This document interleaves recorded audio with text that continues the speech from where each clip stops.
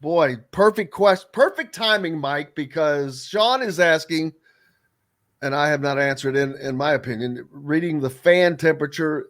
Was it worse at the end of Archie's tenure or at IU or now? Um, I'd say it's still a little worse than it is right now because the only thing that's making that difference is the folks that are still holding on to the hopes that Mike Woodson can get things turned around. But it is a little, it gives you pause when he's asked that very direct question, like he was last night on his coach's show, and just continues to give kind of the old cliche answers. Oh, we got to keep grinding, got to get him over the hump, got to yada, yada, yada.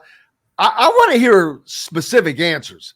What question was he asked? What question was he asked? What can you do to try to get this thing turned around? I mean, and there's not one answer. I get that.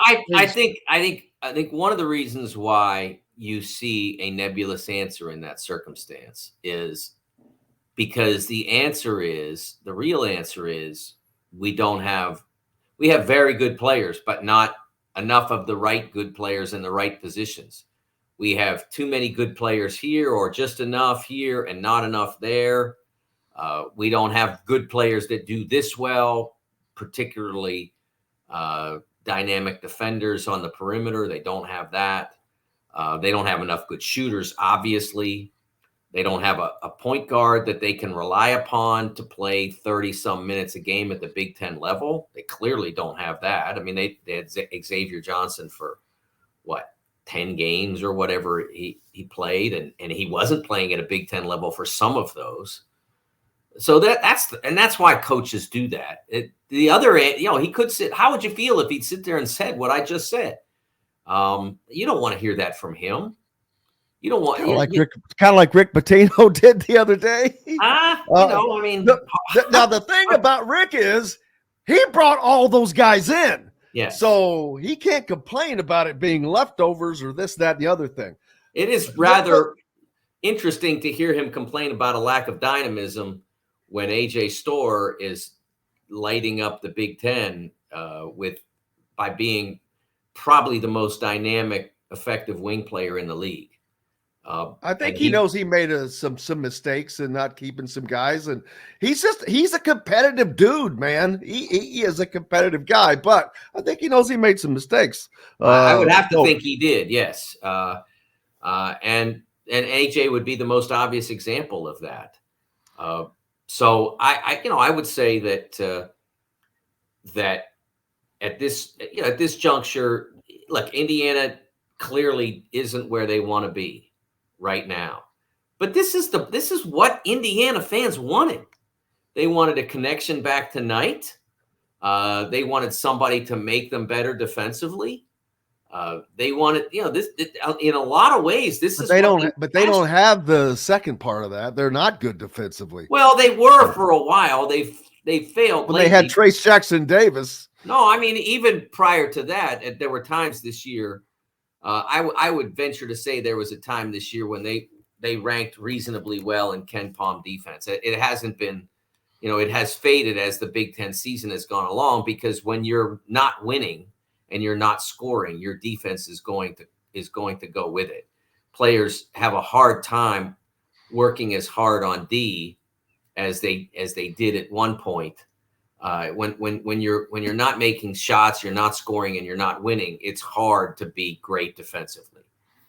It's just not easy. And I think that they were a pretty good defensive unit for a lot of this year. Look at the Kansas game, for instance.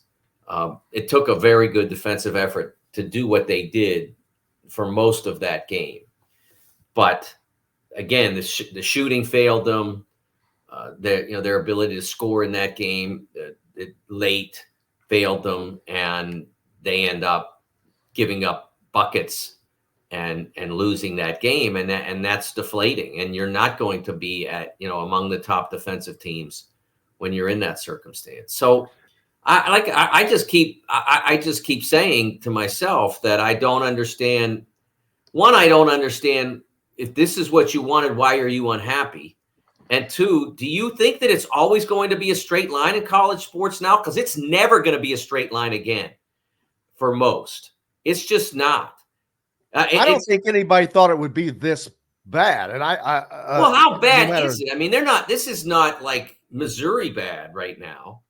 I mean, it's not good, but it's not, it's not epically bad. The things that we're talking about, like that they're missing, the shooting, guard play, a big part of that is because they could not get that taken care of in the offseason through the portal, left a scholarship open. Well, I mean, they clearly invested far too much. Now, and I don't mean economically, but I mean spiritually or whatever in Xavier Johnson. I mean, they obviously did. But that again goes back on to the coach though, because this is not a guy that has exactly been a church deacon. Not that you should be. Look, I'm not absolving Mike of why they are where they are. I mean, he made that investment. Bringing him in the first place, it paid some dividends. But then doubling down when he missed all of last year, and they fought very hard to get him his redshirt year back. And I respect that because it was the best thing for the player. But you have to bring in somebody that can, because it's almost never going to hurt you to have 2 point guards because you can play them together as long as each of them can shoot or one of them can shoot. If you have 2 point guards, you can play them together. So it would have been prudent to them to bring in another Big Ten ready. And Gabe Cupps did some good things on the weekend. I can't remember whether it was Saturday or Sunday. Their game he played good defense. He played, he did some good things. He made some shots. He did some good things, but he's not ready to be a full-time Big Ten point guard. And so they needed to have somebody else there that was, and that's certainly on Mike. I'm not absolving him of why they are where they are, but I'm explaining that with the way college sports are now, with the transfer portal and all of that, there are going to be times when you think, like, look at Arkansas. Arkansas was flying the last few years, and they thought they were going to be great this year, and they're bad. Because Musselman won't be taking his shirt off in the locker room anytime soon. Probably not. But he also isn't going to get fired. And there isn't anybody saying, well, it's clearly Eric Musselman's not a good coach. I mean, because that would be ridiculous. I don't agree with everything that Mike has done. And I still think they need to emphasize the procurement of shooting and the application of that shooting when they are playing.